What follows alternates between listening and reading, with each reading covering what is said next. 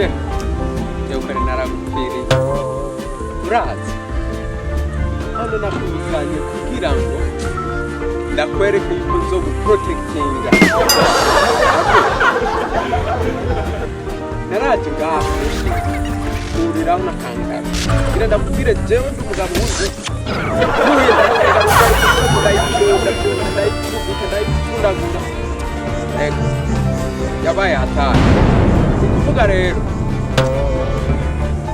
jewe hagize n'umuntu yoza urabona ukuntu byaba kugira kushasa ikibazo cyose n'uburyo kubera wewe ariyo mpamvu rero no munsi nakuzanye ngaha kugira ngo ndakwereke kano kayaga wari ubwahabona none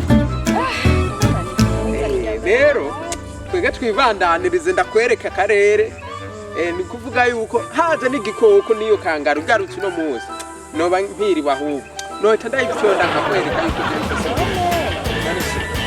byo oh yeah nivyo wigirisha wewe wabonye kangaru kweli no reka kundi umuntu ashobora atamaro n'umwe ashobora kunkora kataje kutombora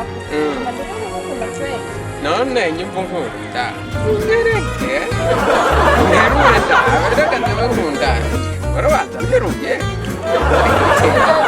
Musura Maria takaragera guteruye nawe nterure ndabirabe kubera ngaha nta abantu bariko baratubona nterure nyuma ndabe yuko nijambere bidabyumvise kweli oya turi babiri ngaha abantu basigaye baterura abagabo ntaje ngomba kugira bantu nterure ndabe akubona no gushobora gerageza gerageza beba tangura ngo uko ushaka gira oya gira twabahara bategura gira noko mana yanje abagabo baterura abagore wabonye ko ndagukunda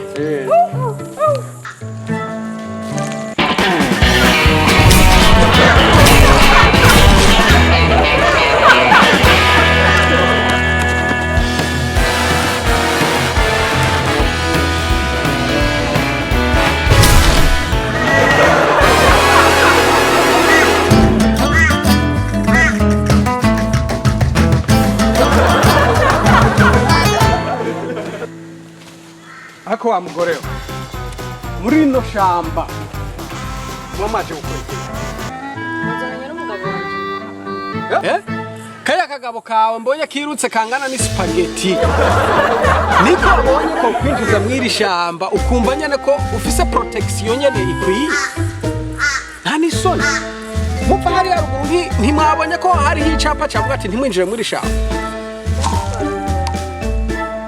ariko ari akagabo kako kahise kiruka ni kari kazi yuko ino shamba ritinjira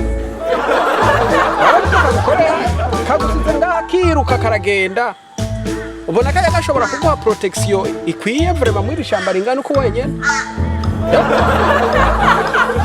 kizeka zibirezwa ntuzogaruke ngaha sawa ariko jewe unyemeye no kwitwarira ubusanzwe protection yose ukwiye uranyumviriza kariya kagabo kangana ni spaghetti kiyoze gupoteza ngo twigendere mvako umugabo wanje nubwo ari muto muto ndamukunda kujya nyene ari muto muto mbere ndamusangiye